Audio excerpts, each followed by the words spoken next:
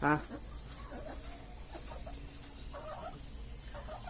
Butang ingay nyo. May kuto. Ha? Dalawa tulog. Ano? Ha? Ano ikaw? Ang ingay mo. Ha? Ang ingay nyo?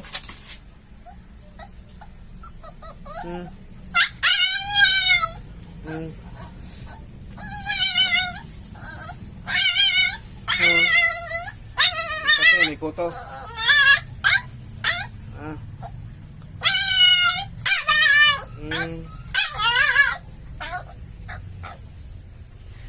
Bakit? May kuto.